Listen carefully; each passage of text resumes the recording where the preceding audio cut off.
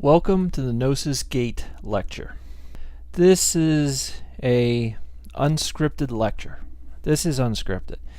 Very off the wall. It is to kind of create a basis to understand what my book is about, the Gnosis Gate book. It has been out since May of 2009. I am not new to this business. I've been down this road before. My public name is Frater SH. FRATERSH. My book is sold at lulu.com/FraterSH. It can be found on my JTV page, the link, if anyone is interested in this book. When I first got into, I really have to go back to the beginning. I really have to introduce myself pretty thoroughly so you understand where I'm coming from. When I started, generally a lot of people have an interest into the occult. Ghosts, UFOs, and all those other things. Psychic abilities, magic. Everybody wonders, are these things real? When I started, I was a fundamental Christian. And what happened was I read the Bible. I read it all the way through twice. I read it through all the way twice. But when I made to the end of it, I asked, is there more to this? Is there more to this? And I started this journey. I'll definitely tell you, I got exposed to, the ups and downs of the psychic world. I mean, there are people I read when I was still in high school, reading their books that I wouldn't recommend, And this process started just by studying. I got influenced by a few different people, and one of those people was definitely a lady by the name of Leonie Fay. And whether it's cold reading, or it's maybe something more. I think it inspired me.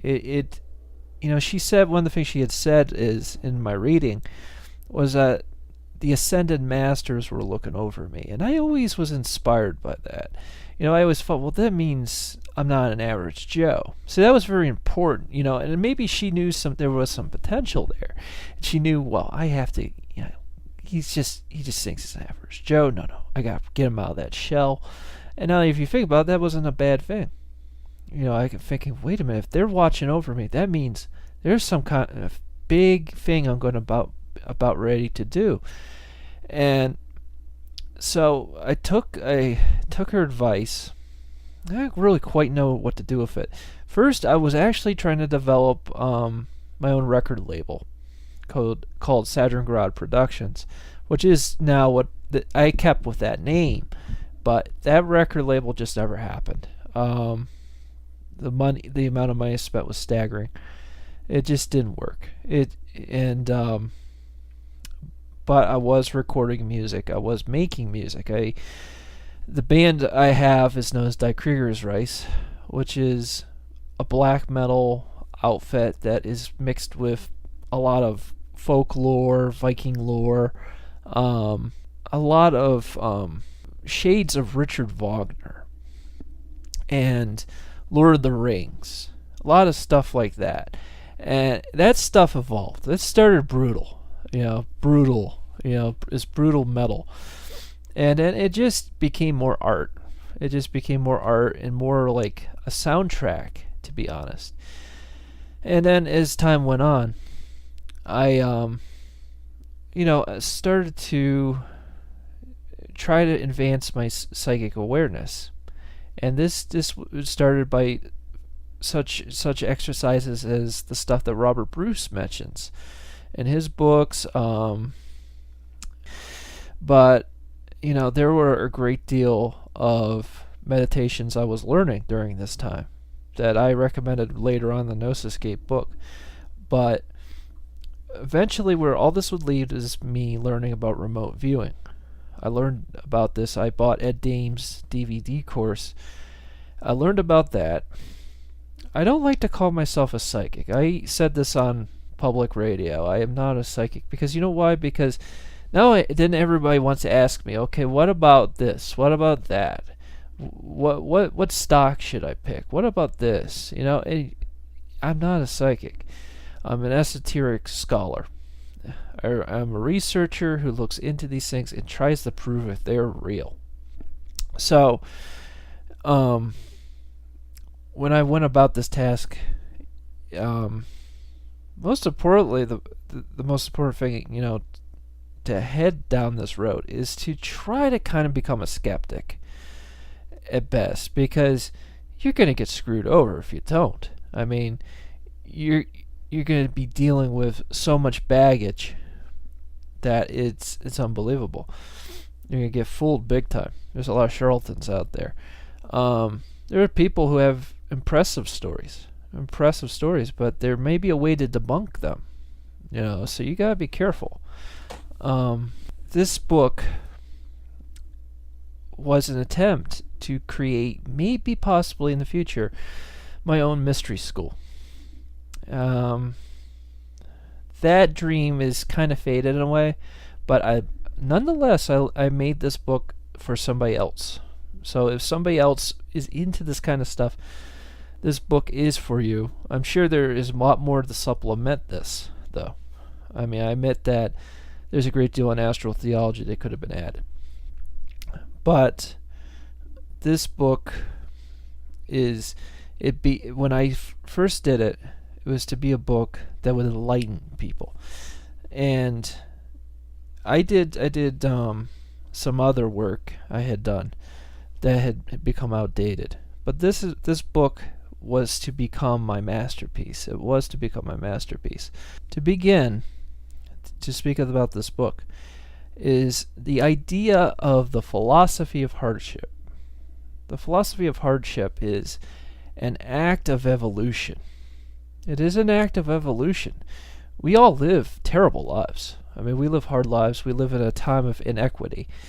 We live in a time when, we're not even sure if the country can hold up from, in terrible bankruptcy it's in. But the point is with the philosophy of hardship is, you have to understand there are people out there that are suffering. They're at the end of the rope. They're saying, well, God's not helping me. Christ isn't helping me. This is so bad. I mean, and you got to tell them that life is built on hardship. It is about going for the next hardship. It's going to hurt. But in order to do that, you almost have to understand a bit about what Sigmund Freud was about. Sigmund Freud, and there's people who criticize this, but he really believed that what makes a person, what really defines a person is when they're growing up, what they go through, and what happens to them. I feel he was very true with that whole philosophy, and I will definitely say that you have to come to grips. For example, if there were kids that used to beat you up, you have to understand they're child abusers. They had committed an act that, that trauma is never truly gonna go away. It will go in the back of your head, but you have to understand. You have to accept that trauma. And I will tell you something too about this kind of suffering. You have to understand that this is suffering that may never ever truly go away. Because I'm going to tell you something, you can't just say stop, and it's kind of like a cycle, This is how, I think in a lot of ways, this is why some people become bipolar and stuff like that, because they just have no way to handle this pain. So to understand the philosophy of hardship, you have to understand that animals will never get past their baby stage if they don't accept the rigors of nature. you know. And if we can somehow understand how they get through life, we might be able to do so even better. So we eliminate a lot of, and I'm going to tell you something too, and as part of this lecture, I really bash Disney. Because it tries to put kids in this world of love and fantasy, this beautiful childhood fantasy of that anything you dream can come true, and that's not true. It is not true. I mean, this world is dog eat dog. It is like that, and Disney, I think Disney is killing kids. It's not allowing them to grow up. I would almost argue that kids should become acquainted the way life really works. Don't be scared to talk. I don't think children should be held back from learning about how children are made. Everything. They should just know now. And they should know how hard this world can be. You don't be scared to teach a 10-year-old about the fact that there's probably some guy out there on welfare living in probably the worst apartment buildings ever made. I mean, you got to teach him about real life. I mean, these movies are fun. They're fun. But what I'm saying is, when I say I don't like Disney, I don't like I say, well, I don't like the storylines. No, I'm not talking about stuff like that. I'm saying is, they have to become accustomed very quickly, because they have time to adjust. They're brand new to this world, and they have to learn to adjust to the fact that this world is brutal, and you're not going to survive it if you're in a Disney fantasy. So that's the beginning. I think kids that that watch Star Wars and stuff like that, that's fine, because those movies were rough. I mean, so that doesn't have that childhood fantasy in a way. I mean, but Disney does. But back to what I was saying about the philosophy of hardship. Happiness is an evolution. It is. If someone's sad, and I detest this. I really truly detest this. I detest people who say, they say, oh, you're sad? Well, just get happy. Why did they say this? Why did they say this? Is because, number one, they don't know what to say. They, probably their parents just told them, stop being sad, stop being depressed. You don't tell someone, just stop this, stop that. You can't do that. Happiness is an evolution. You can't become happy on your own. It takes time. Someone's depressed, you better understand. They're in their own little world, and you have to understand they have to get through this. And I will tell you, another element to all this that I made was known as Stone of Atomics. And Stone of Atomics is a method I created myself to try to create a therapeutic session for a person who is suffering from depression. There is a device known as a Sirius Proteus mind modulation machine. And I will give the link right here because it's very possible that's probably old. So, look up a Sirius Proteus mind modulation machine, which is SIRIUS PROTEUS mind modulation machine. I was looking for something when I was looking for this device. It is totally legal. I was looking for something that can kinda give you the effects of LSD on an electronic scale. Because obviously I didn't, I respect the law, and I know I'll tell you something, I'll tell you don't break it. And understand too, LSD is not the solution, but some people have had some amazing trips, that they have learned a great deal of some strange things from these trips. And when I got this mind modulation machine, what it does is you put on the goggles. You put on these goggles, and it all you see is these strange lights from the goggles. You have your eyes closed. You have binaural beats, and there's all kinds of frequencies. And once you start, it is amazing. It is like it exercises the middle of the brain. Like if you would imagine your brain is 3 layers. You can see the brain from the front. Imagine if it was 3 layers. There's the top, there's the middle, and the bottom. Imagine if the middle was getting stronger and stronger and stronger. That is what it feels like. This is what it feels like. And this is healing. This is real healing. This isn't healing in words. This isn't words. This is just healing. And my Stone of Atomic process is, the first part is to basically write down what your problems are. Just write them down. That was the simple method when I first started Stone of Atomics. Stone of Atomics is STONAVOLTOMICS. And the first part dealt with basically writing down all the factors in your life, your car, your house, your apartment, your whatever. And then you write down all your pluses and negatives for each one. Basically, it's just making people write down their problems, because sometimes they go, wait a minute, if I cut this out, or I did this, or I did that, wait, there's an idea coming. That was my idea.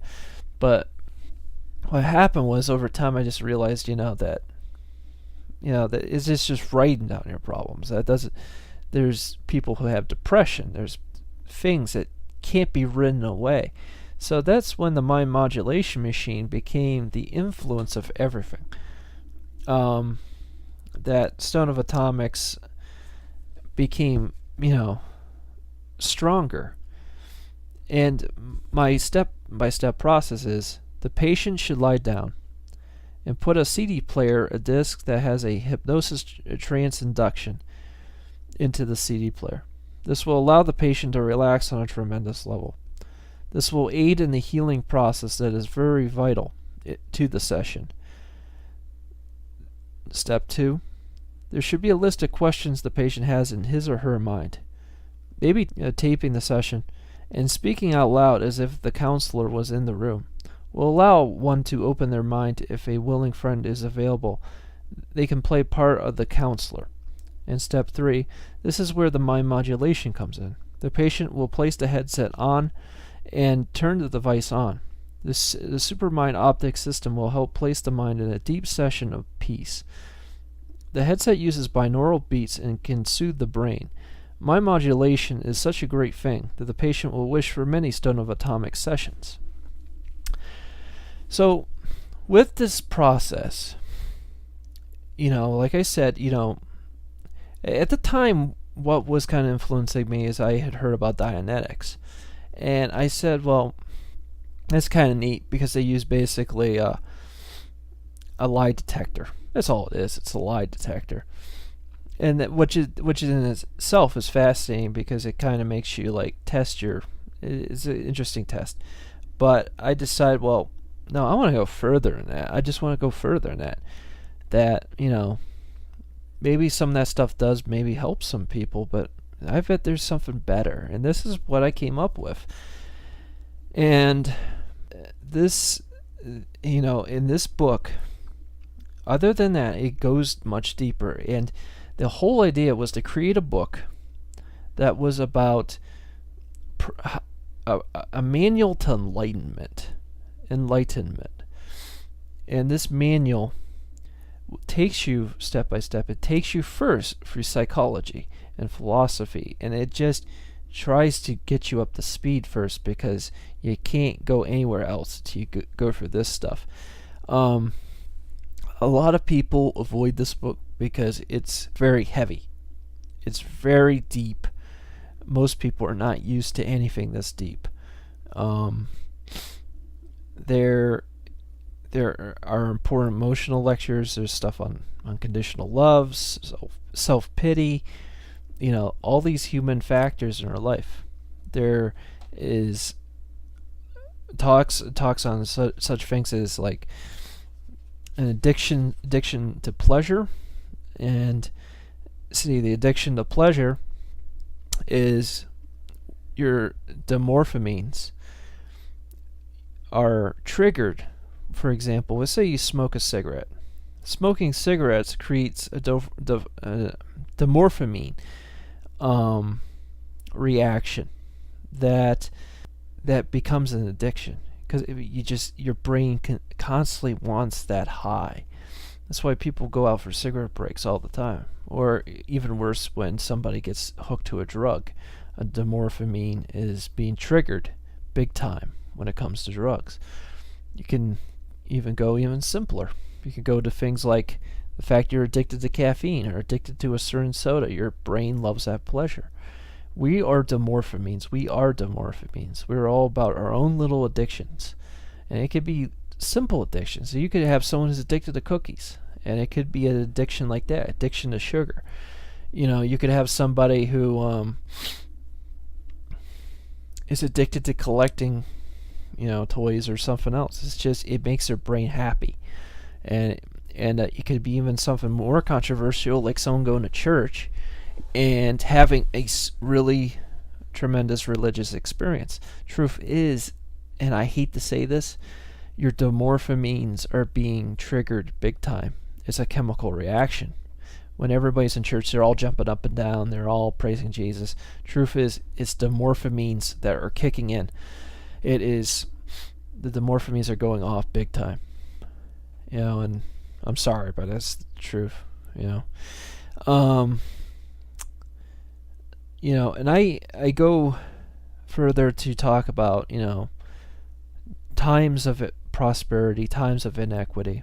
I talk about the cycles of the human race. I talk about how during times of prosperity, art is better, entertainment is better, but people become sheep.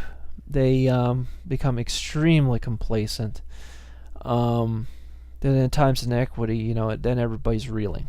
Everybody's feeling the pain. And, from this point on, I feel that, I had to give a warning, because I feel that once the person got for this point in the book, and maybe they're even trying to exercise some of the things in this book, that they should be starting to get ready to get towards the paranormal part of this book, which is dealing with psychic ability. Because, some people may go there. They may very well want to do this for real and come to the understanding, that, they would love to know the secrets of the world and know all these things. But, we got to go through this first, and what it is what I call is the Pandora's box effect. The Pandora's box effect is a very honest lecture about once you become enlightened, you will find out how hard it is to be around people who are not enlightened, and most of them aren't enlightened. There are people who are interesting, and you might be able to talk about some things, but you will find that people, it's usually one or two or three things. Well, number one, they'll listen to you first, but then later on they just close you out. You'll notice it. They just shut you out. They just don't like you. You're too deep. You're far too deep for them, and they're just tired of it. And do expect to be hated. You will be hated because you're smarter than those people. You know things. This is real reason why there were secret societies at first, because there was knowledge out there that had to be preserved. And the Masonic orders, all of them, OTO, Golden Dawn, all of them were about preserving an old Egyptian style knowledge that existed long ago, back to Babylon and even further. But they had to hide it because the normal public would not accept it. They saw it as blasphemy. They saw it against wherever Messiah they were into. And you'll trust me, you from going through my stuff and Jordan Maxwell's stuff and David Icke, you will learn about many messiahs that were around in the past, and every time they come around and whatever, people create a religion, and they create a very tight religion, and they don't want to hear that there's somebody out there who knows something else. They don't want to hear it. So once in a while, what is going to happen is, with this Pandora's box effect is, yes, it's a double-edged sword. Yes, you know things people don't know. You should feel proud, but you better understand this is a hard road. That's another psychological thing, that now you understand why 30-some pages of this, and I go through it, 30-some pages of psychological development first. It talks about, this kind of psychological development amongst the psychic or esoteric scholar. You must develop, because if you, let's say for the first 30 pages you skip this, nothing's stopping you. You just go to the secrets, you go to secrets, you go to the remote viewing, even remote viewing the lottery. You're going to learn about that. I'm going to talk about that in this lecture. You go to all those things, but you don't go to that psychology stuff. I'm telling you, I'm warning you. Let's say you start doing some remote viewing. Let's say you heed what the book is saying and you do it, and you're finding results, but then you're finding that this is really a hard road for you. What is happening is you have probably avoided those first 30 pages that I have thoroughly told you must go through. I have thoroughly stated this is not an easy road, and it takes first to psychologically know thyself. You must know thyself. If you suffered at the hands of someone when you were younger, you must face that. You must face all these problems, and you must grow. You trust me. When you're buying this book, some people might be already strong enough to just go forward, but the whole point is that this is kind of a textbook for a mystery school. So the idea is they want to teach a person. Ideally, you want to teach your pupil to be able to psychologically handle himself or herself. You must understand that they must know themselves and be able to overcome their depression or whatever. But only until then, because there's going to be other things. There's going to be other things that come up that they go, oh my God, people aren't talking to me. I'm losing friends, and they don't understand. No, this is the way it is. I mean, being enlightened is not an easy road to walk on. I've lost friends. I've lost all my friends. I have no friends. I talk to you here as Frater SH because this is my burden. This is my bane. This is what I go through. This is what I do. It's what I do. It's kind of like somebody who goes to, it's like in the horror movies. It's kind of like Captain Kronos and the Vampire Hunter. It's an old Hammer film. He used to go to different villages, and he would, for them, help hunt out a vampire. Well, that's his burden. He hunts these things out. Nobody else has to do it, but he does it for them. It's his burden to find them. He may die. He may very well die from doing this. But nonetheless, he does it. And that's the same way with me. I do this. This is my burden. May very well be in a FEMA camp someday. May very well be in a concentration camp. Who knows? But very well, this is just my burden. I do it. That's it. And there are many things you must understand about this road.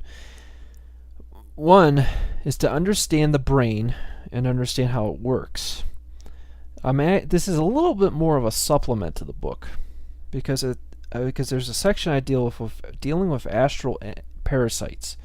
Astral parasites can be considered as anything: ghosts, phantoms, entities, destructive entities. And I do give you a solution how to deal with those kind of entities when they do appear. But guess what? I'm going to add something that maybe I didn't add in the book. Truth be told is you must understand your brain is a machine. And if you believe in something deep enough, strongly enough, it will make it for you. One of the problems with rituals, and there are good rituals, I'll talk about that. There are good rituals and there are bad rituals. Summoning things is not, in my age right now, I don't recommend it. I don't recommend to summon things in rituals anymore because in truth your brain is it's a hologram machine.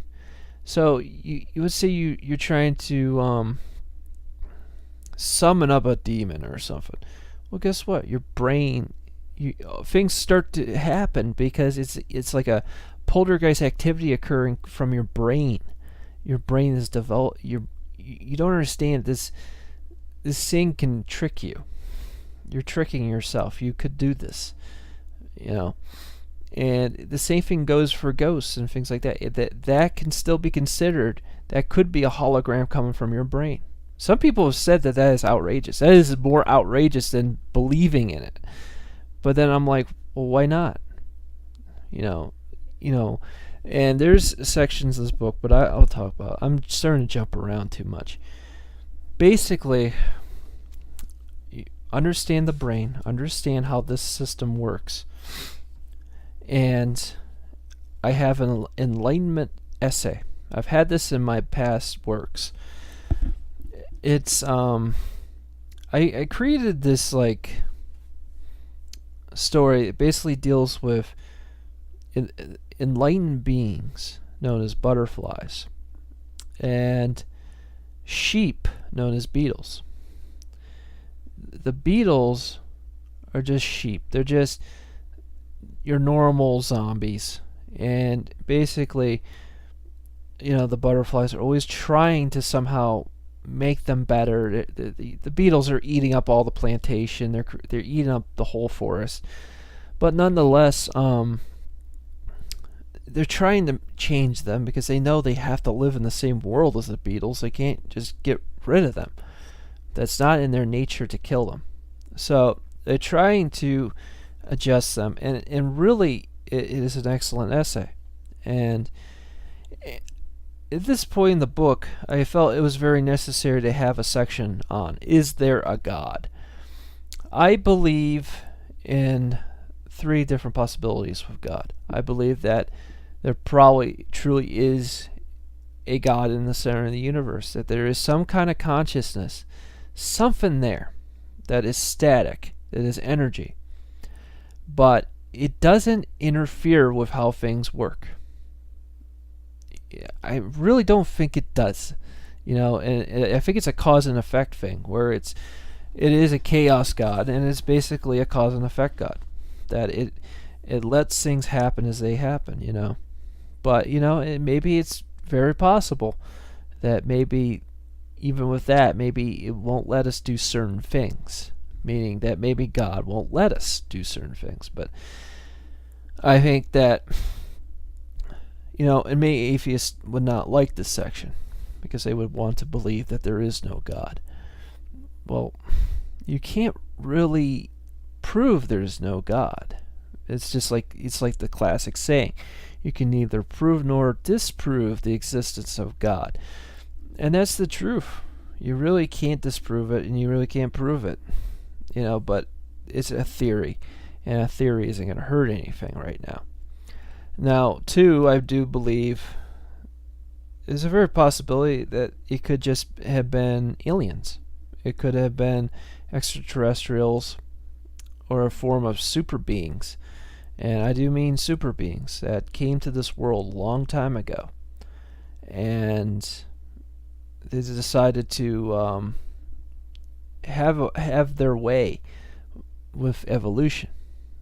I do believe we evolved from something first. We evolved from either apes, lemurs, possibly we could have even evolved from vegetation, or even evolved from fish. We could have evolved from that. Basically what they did is they just took our evolution into their hands, so they have workers. That is getting into a sort of a Zecharia Sitchin kind of conversation. But that's, be honest, again, that's trying to figure out what this is all about. But there is a dream I had that I will talk about. When I'm talking about this book, I'm not reading from the book. I am just trying to show you what is in store for you. Now, with God, like I said, it could either be a consciousness in the middle of the universe, it could be an alien, and it is very well possible. Maybe it is some strange manifestation of we just don't downright understand. But whatever it is, if it's truly real, we're not evolved enough to understand it on any level. Not on an organic flesh and body. We can't understand it. So I felt that was very important in the book. I really didn't want people to think this was an atheist book. It isn't. But I do believe that there's more to the story than what the Bible has. So this is now we're going to get into psychic development. Lesson 1 is about ceremonial magic. Now, I talked about ceremonial magic, and I talk about basically the stuff that Aleister Crowley talks about, and and Eliphas Levi, and so many others. But the point is, I tried to basically say is, in ceremonial magic, you're throwing your consciousness a bone, and basically what you're teaching yourself to do is to throw your modern consciousness out the door, so that real psychic development can occur. And there are good stuff. There's evocation of the archangels. And of course, now you're going to ask the question, do I believe in angels? I believe that there is something definitely there. It's definitely not a coincidence. It's some kind of archetype that it protects people, and it does seem to have a positive effect on people. And it's very distinctly possible it's neither good nor evil. And that's the thing we need to start to learn. We need to start to learn that good and evil comes from humans only. Did you know that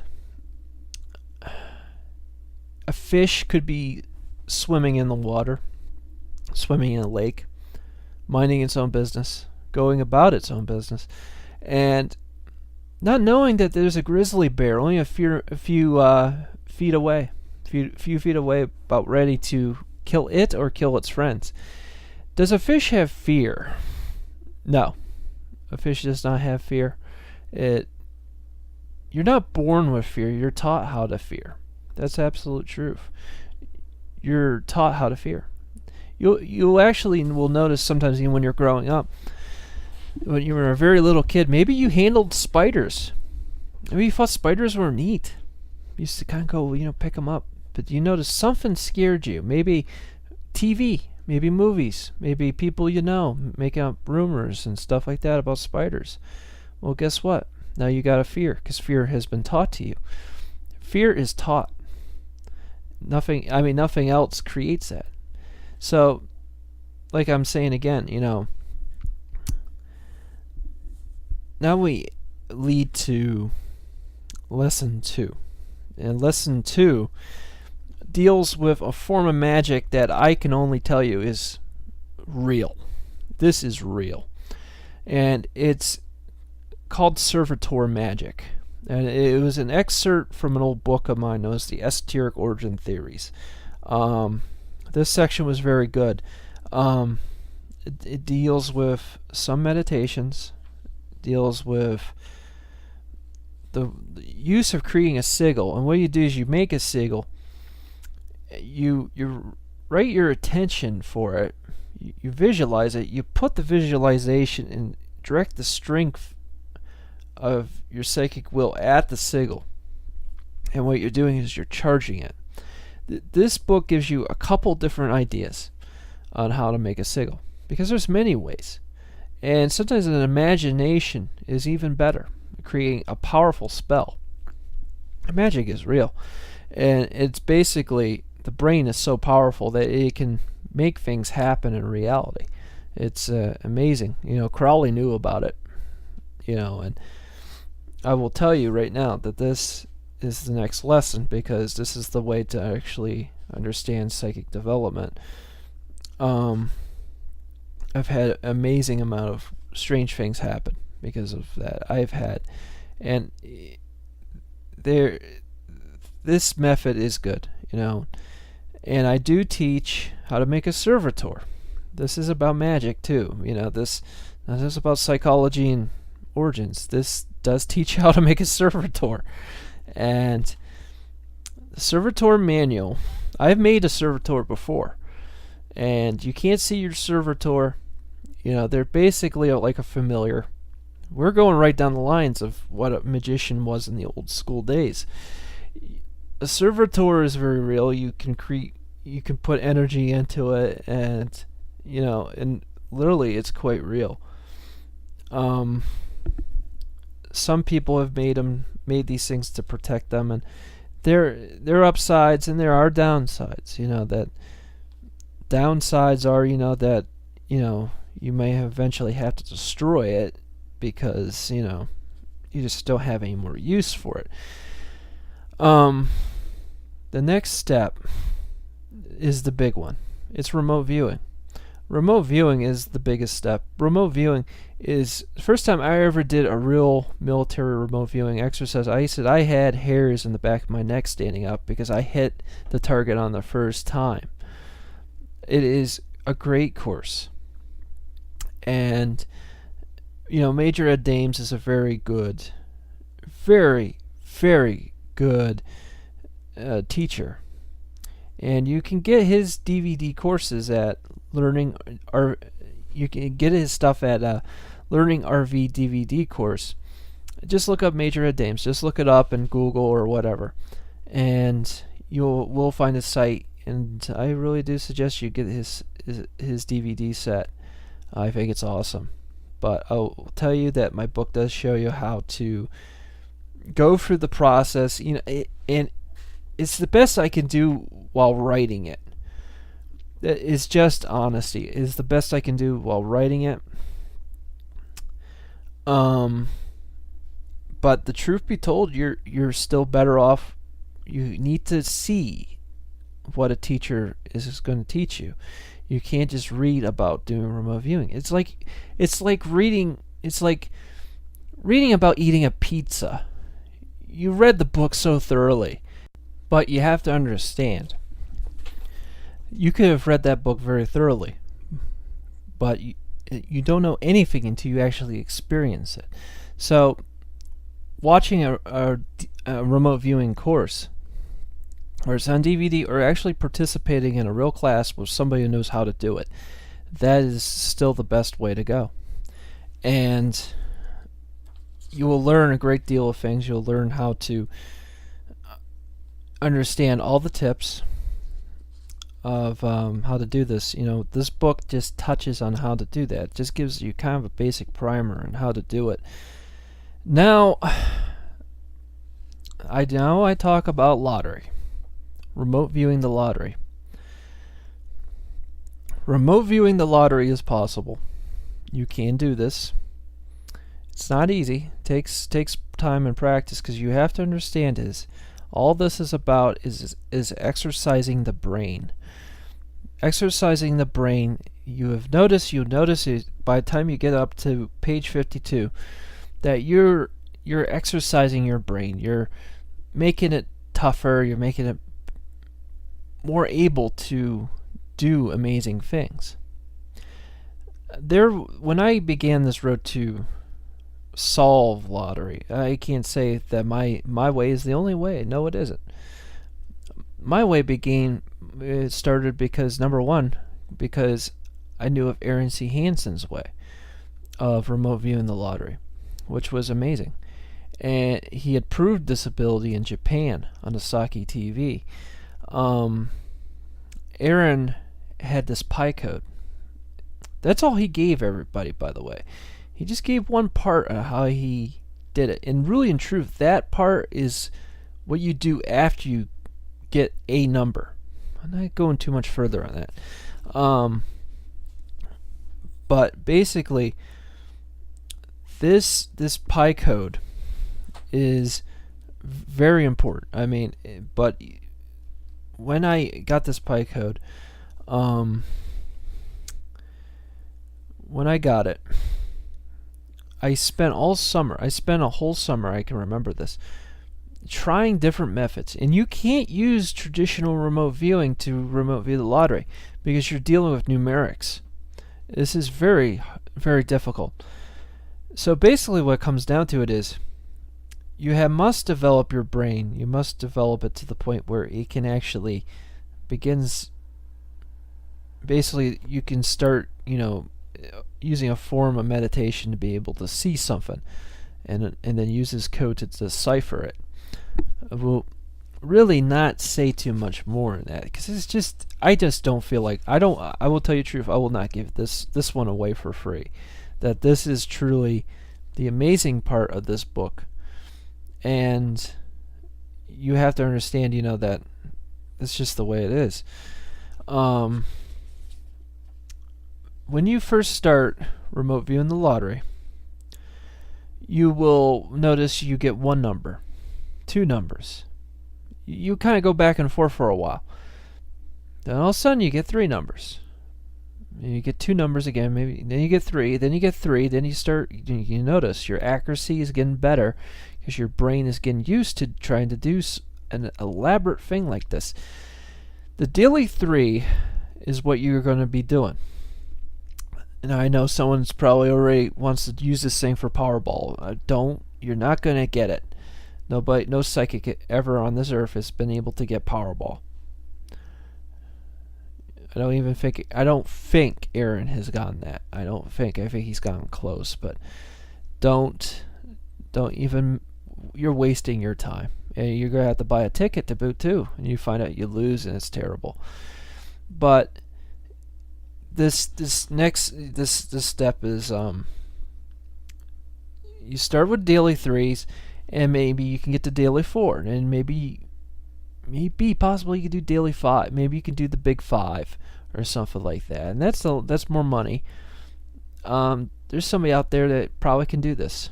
That they could take this formula. Now on Joshua P. Warren's show, they wanted me to do. Somebody kind of said, "Can give us some lottery numbers," and I wouldn't do it. This isn't a very important formula. This is for somebody else. I myself, actually, after I found the formula, I was very happy. I'll actually confess to you, when I discovered a formula and I was hitting some lottery, I actually stopped. I did. I actually stopped doing it. Why would I do that? Well, number one, I was working at the time and I had things to do. And I just did not have the time to sit around and just do this all day. It was only over the daily 3. The daily 3 is not a lot of money. You got to really put at least a good $5 on to beef it up a little bit. And Women's, you're wrong. Even if you get 2 numbers, you're still lost. So there's somebody out there that can use this, and it's there. It doesn't take the whole book. It's just a little section, but it is powerful because very few have got this, or they don't let it out publicly. Now, this is the part of the Gnosis Gate book that deals with, that will start to deal with the secrets of the world. First part deals with secret societies, secrets of the Masons. It deals with Skull and Bones, the Bohemian Grove. It deals with Albert Pike, the originator of the KKK. Bilderberg Group is discussed in full. I talk about the Old Testament and the mysteries of Genesis. At this section of the lecture, I will tell you, that I am not going to read, what I put in this book out loud. I feel that this is not an audio book, that this is, to show people what is really in this book that is quite amazing. When it comes to the mysteries of Genesis, and I deal with, a lot of things, there is a lot of astrotheology in this book. And astrotheology, now I'm going to talk about astrotheology. There is a DVD I'm making, by the way, that its working name was known as the Esoteric Disclosure. Truth be told, there is no true real name for it. It's just, whatever's the working title. But it goes even further in this book. It doesn't go into psychological things, the psychic abilities and remote viewing, because that's already done here. But, when it comes to these secrets, it goes far further. With astrotheology, what you have to understand is that the world around us made our world religions around the stars and the sun. That the constellations, the zodiac, and astrology are the motivations of religion. Even to this day, even in the Vatican, they still have the signs of the zodiac around. You can find them, and it shocks people because the church always taught against the zodiac, against astrology, because you always attack what you don't want people to find out, that your group is into that it is all about that. But basically with astrotheology, you have to come to understand is the Bible is deeply steeped into this. It's Christ is, when you look at the New Testament alone, it is nothing but astrotheology. Personally, myself, I believe that there was a Jesus Christ, but I don't think he lived quite like what the Bible says. I think that there was an inspiration off of a guy who really walked around the Mediterranean back in those days, but they took his legend in Rome. You have to understand, that a lot of the Gospels, they were edited and put together about 100 years after Christ. So by the time, the Bible was being made, it's all in Rome. It was all in Rome. And you have to understand that the legends of Mithra, legend of Mithra, was a prevalent religion in Rome. And it had a Messiah. It had a virgin. It had a crucifixion. It had 12 apostles. It was the Jesus story. It was the Jesus story. And when you take that Jesus story, you have to understand, all they did was just change the guy's name. That's all they did. It wasn't Mithra anymore. It was just Jesus Christ. And astrotheology can solve a great deal. It can. There is not a lot more I'm going to add to that one. And with that, I will talk about some of the controversies of this book. Deeper controversies that happen. A lot of people can make the accusation. You say, well, you believe in this and that, that, but isn't that mostly come from Jordan Maxwell, from a mishmash of stuff, and what do you bring to the table that's different from these guys? Okay, what I bring to the table is a vision. I had a vision that I was on board of a UFO. I saw these aliens wandering around their command console. They ushered everyone in that was human, like me, and there was a whole bunch of others. They told us to get on our knees. They use a psychic force on you if you disobeyed. they opened their canopy up of their ship, and there was this blackness of space, like you see the stars and whatever. All of a sudden, you hear this booming voice coming down on you, saying it was God, that it was the Lord God, and that that we must we must pray to it, we must worship it. And the others fell for it. They're worshiping it. But the thing is, when just before this voice came on, I could hear it, quite literally. I could see a picture of someone hitting a tape recorder, hitting play, and then this voice came on. So then I went, oh my God, this thing's fake. This isn't real. This isn't the real God. It's just a tape recorder. That it's like an answering machine service or something. And what it came down to me was that they are using this thing, whatever it is, to control the human race, to make them still believe in something. And when I talk about this, it does take you back to what I was talking about God, that basically there is a distinctive possibility, that this is just a delusion of some kind. I mean, I said that yes, there is a possibility there's a God in the middle of the universe, but I said that there is the UFO conspiracy, there's still a conspiracy, and there could be something involved with our religions being messed around with by these beings. What do religions entail for the human race? Well, basically, it means that our science it's slowed our science down to practically a trickle. It's only until recent times that science is truly starting to really fire up.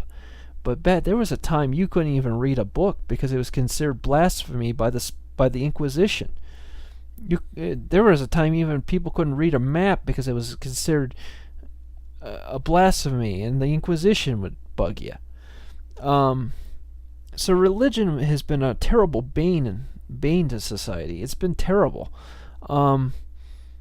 So what is happening here is, you think about this. Do you really think that whatever is flying around out there wants us to be in the stars with them? No, they think we should stay here, and they're adding these computer programs on us. And so when we pray, we strictly pray to whatever is the common religion at that time. It's a very distinct possibility that our prayers are going to an answering machine, that it's going into a program. And sometimes the program might give us miracles, or it might do something back to kind of, help us continue our faith. But basically, this whole system is meant to trap us. And if we become aware of this, that this can stop. I had some visions where when it came to this vision, and then there were some other visions, I made a realization in a dream I had that I had unlocked the truth of the universe. And I saw the sky. I saw the sky in a beautiful vision that nobody else can ever imagine, unless you're out there in space yourself. And basically, many of the older gods that come from Sumeria and other places are all tied together with whatever this race of aliens is, that the Sumerians were into. They call them Anunnaki, but I'm sure there's some kind of bigger name involved with it. I go a lot more deeper on the DVD than the Gnosis Gate book. Gnosis Gate book, I did the best I could. And it's very hard when you write a book to include absolutely everything, because sometimes your mind is in a certain state when you write something, and then you only realize later on, wait a minute, I forgot this, and this. And But when I'm with the DVD I'm doing with this, it's a data disk full of my lectures. I may very well add this to it, as a bonus. But this lecture is, about, showing you that this book is just tremendous, and it will change your life.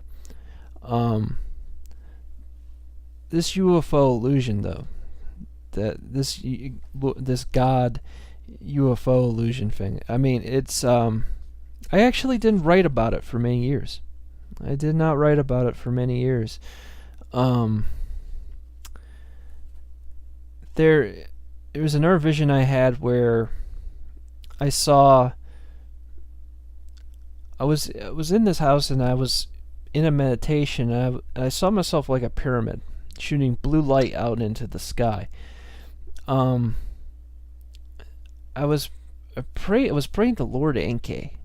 I didn't know why that was, because I hadn't really been involved with the Enki belief system for a long time. But then right after that, I prayed to Lord God. And I thought to myself after that dream, I realized, that these two are interconnected. That this is really interconnected.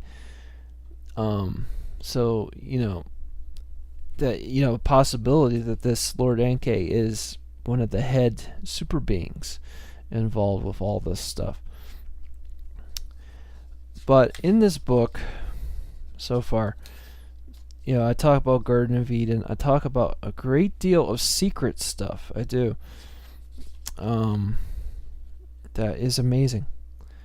And there's some ideas, that no one has really thought of before in this book.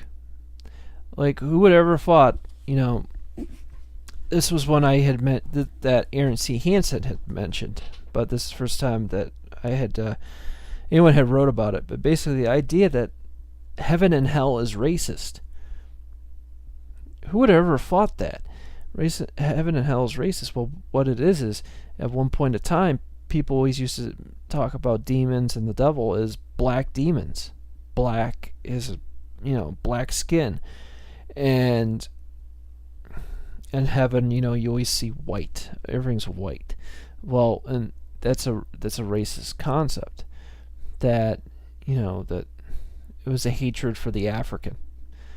There is a lot more to that. I know there's probably somebody who's going to listen to this and they're going to probably go, what the heck is going on? Just pick up the book and you'll be fascinated. With Jesus Christ, I talk about everything. I talk about the astrotheology. I talk about the fact that, in truth, the Catholic religion is not one religion. It is a combination of some old school cults that used to exist in ancient times. The cults were the stellar, the lunar, solar, and Saturnalian.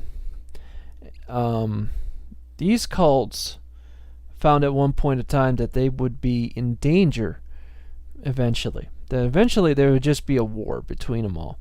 That, maybe one would join the other, or somebody would find themselves on the weak side of things. So they decided, all of them, to combine into one universal religion, Catholic, universal. And this is the reality of the Catholic religion. There's so many interesting things you can find if you look at the symbolism in the Catholic Church. But, leave that for the book. And it talks about the tarot cards, the secrets of the tarot cards. And it deals with some of the deeper secrets of the Church, the Vatican. That the Vatican is, it's connected with maritime law, that's connected with banking. But, again, you gotta pick it up to see that. That with the Catholic Church, that is a connection between it and the old Babylonian cults. That, you have the Virgin Mary, you have the Father, you have the Son, and the truth be told, there are many religions where there is a similar situation, and Babylon had the same. Babylon had Babylon had Marduk, and Babylon had Tammuz. Tammuz was the Messiah, the Savior, and it had Ashtaroth, which is known as Ishtar. So basically, this idea of three has traveled a very long ways in religion. It discusses the true symbolism in my book of the Catholic rituals, which has to deal with, the Mass. And I tell you want to see that, you have to pick up my book. It deals with the origin of the word church, deals with the Kabbalah. My book deals with the astrotheology of the world religions, really breaks that, it's a breakdown of things. Then I go into world issues. And I will tell you, that we live in a time where a world government can very much occur. You may ask yourself, what is the aims of the New World Order? The aims of the New World Order, I gotta just read them off to you, and I think it's very important that you just understand this right now. Reduce population with either virus or another method. Now, we might be in the middle of this right now. We don't know what this swine flu is really going to do. I mean, they just declared a national emergency, and they're really beginning to try to push this whole vaccine thing. It may very well become that it's mandatory. So everybody has to take the vaccine, and God knows what happens to you when you take the vaccine. Are you going to have organ failure, or are you going to have what? Because that thing's got some weird stuff. It's got some weird stuff in it. Another idea they have is move population to special cities. This will make surveillance easy. Basically, right now as we speak in this world, it's just, you think about it, yes, they can do a mass surveillance of certain cities and things like that, but it's just, in the end, they're going to make super cities around the world that the population will be moved to, because it'll just be easy to keep us on a grid. And it'll be illegal for us to go out into the countryside and create a dependence on the state for every element of life. This is true communism. And to be honest, that you have to understand the Rockefellers, Rothschilds, all of them. You would think, well, they're capitalists, right? No, you don't understand. Nobody understands communism. Communism was developed by bankers. Is developed by bankers in the Illuminati. The whole Communist Manifesto is not new. It was actually, in fact, given to Karl Marx. It was given to him later on, because they wanted to attribute this to somebody else. They wanted to make it public, but they wanted to attribute it to somebody else because they wanted to get the fire in the minds of men. Basically, they want communism because then the banks can do anything they want. They don't have to do things in secret. They can just do things out in the open. It doesn't matter. We're all in the same breadlines. Unite the globe into unions, not countries with their sovereignty. Right now we have the European Union. That's there. We have NAFTA, the North American trade agreement. I'm probably not saying that right, but it's NAFTA. But there's NAFTA, and basically in time the whole idea. See, the European Union had a similar type of thing like NAFTA, and basically that actually did create the European Union over time. In the beginning they said it was just a trade thing, and not to be worried or anything, but it's become a superpower, and it's becoming more of a superpower. They're imposing more power upon it as the months go by. And basically, if the North American Union happens, it'll be Canada, United States, and Mexico, possibly, with South America and all that added to it, so the globe is controlled. There'll be a Pacific Union and an African Union, and the whole idea is these unions control, management-wise, they control their own sector, and what's above them is the world government. What's below them is regional government. What's below those unions is regional government, and then there's the people. We're on the bottom. And you better bet, you think that things are a bureaucratic nightmare, you should think about that one. Eliminate juries and create kangaroo courts. No more juries. It would just be judges. It would be like an international tribunal. Heavy practice of eugenics. To understand what a new world order will be, you have to look to China. Please look at China. Kissinger and David Rockefeller have said in the New York Times that China is the true model of government. They said it is the greatest experiment on the face of the planet. They thought Mao Zedong was the greatest. And understand that that with a heavy use of eugenics, that they can tell what people are allowed to have children. It may even go so far as that it's like Brave New World, where there is no choice. That basically it's just labs growing children out of labs, out of whatever, like a science fiction film. And maybe people aren't even allowed to have children anymore. That it's just labs making children, and there may be no more mothers than fathers. That the state is the mother and the father. There'll be no personal liberties. And that's pretty honest to see that, that probably your life would basically consist of eating, going to work, going to your resting place, be like a small room or something, and maybe there's some leisure activities to keep you distracted. Obviously, they can't have nothing, because people then would go nuts.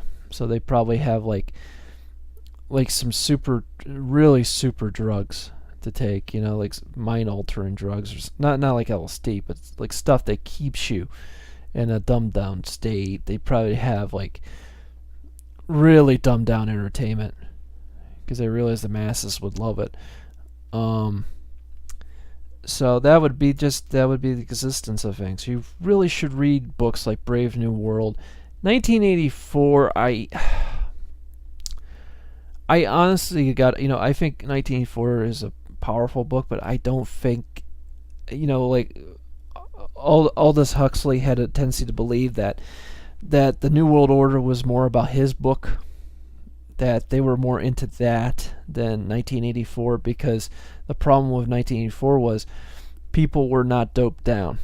They weren't doped down. It was basically just a cold dictatorship. And the problem with fearful, cold, hard dictatorships is you can control people part-time. You can control them for a certain amount of time in fear. But eventually they will rise up. They will get sick of you. And they will overthrow you. So with Brave New World, they discussed...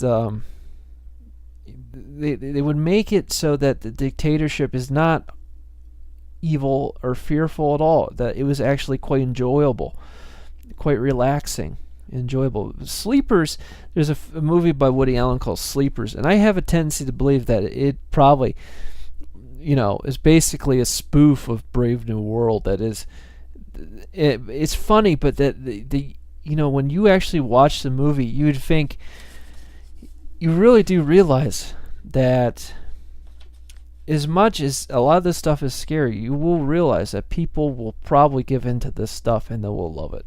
That is the truth. They will forget how it was like to actually get up in the morning and decide what to do. Like, for example, I work at night. Well, guess what? I'm calling off. That's freedom. But there might be a time in the future where there isn't. Where if you're sick, well, guess what? You gotta go to the doctor. Well then, no. You're going to work. There might be some kind of thing going on where you don't have an ounce of decision making in your life, but they'll do enough stuff on the other side to make your life so pleasurable that you just forget. You just forget that you're ever a person at all.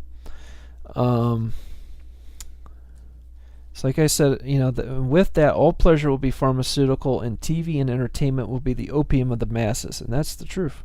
I'm quoting Marx a little bit.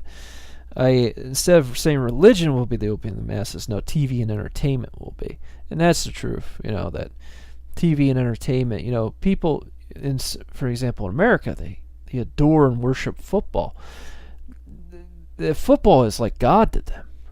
It's like Jesus Christ. It's like they get to visit Jesus every Sunday or Saturday or whatever. They get to see Jesus every day. Their football team is Jesus. And they're hoping that their Jesus goes to the playoffs and he wins the Super Bowl. This is religion to them. They don't care. They don't give a crap about what's going on in the White House. They don't care what's going on in Brussels, in the Netherlands. They don't care what's going on in Brussels. They don't care what's going on at the UN in New York.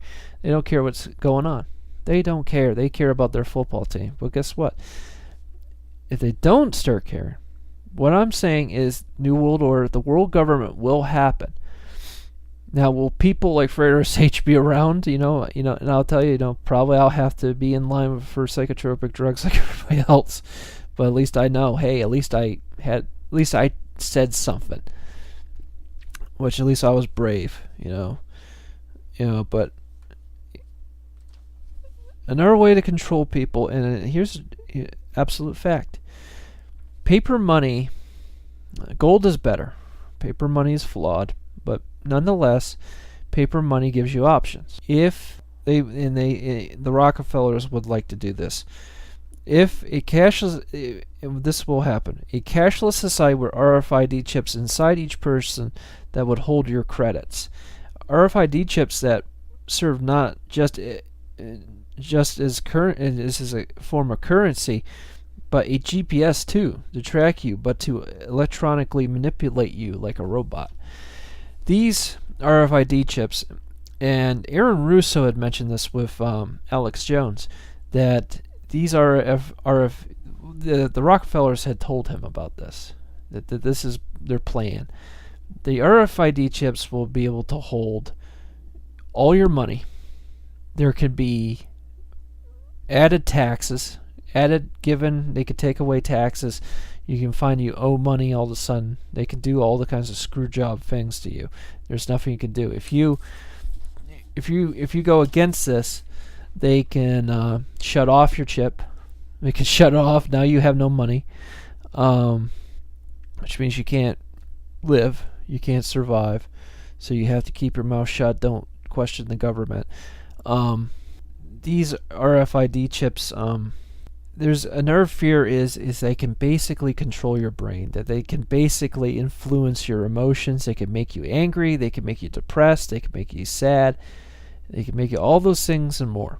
Make you happy when they want you to be happy. They can do that. They'll have total, utter control of you. And there's nothing you can do about it.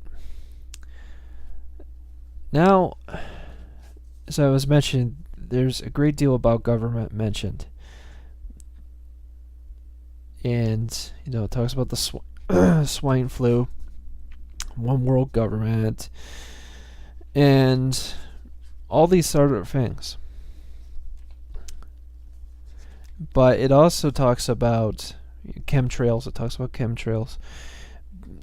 Buried ancient secrets. I talk about the pyramids. I talk about a lot of, very deep inner secrets. Continue to talk about UFOs. I talk about that. I talk a lot about the moon too, that there's a great deal of mysteries about the moon. And, there's one possible theory that basically the moon could have been towed into place by something. And I think that's an interesting theory. That's very interesting. This book that basically covers what can be in this book, and it is in this book. This book is available at lulu.com, Fratersh, Fratersh. The name is just put all together, no capitals or anything. You can go and in our sources, you can go to my Justin TV site, which is known as the VBC, the Vinland Broadcast Channel, and that's at justin.tv/fratersh. And that is the end of this lecture. And I thank you all for listening, and I hope you buy the book. The book is cheap. Like, for example, a download is only like $5, and a printed copy is about $12. This book actually it's like $11.88. It's a very cheap book. I made it for that purpose. I could have probably made this thing much bigger. Some of my older works are much bigger than this, way bigger. But I made this so it was cheap, because you have to deal with publication costs, and I really, honest to God, didn't want this thing to become inflated. And I've been on shows. I've been on Joshua P. Warren's Speaking of Strange. I've been on the Kevin Smith Show. I've been on Ghost Chronicles International with Ron Clark and Richard Felix. Richard Felix was the historian from Most Haunted, and I hope you enjoyed the book, and I hope you enjoyed this lecture. This lecture will probably be also put on my DVD when I'm done with it.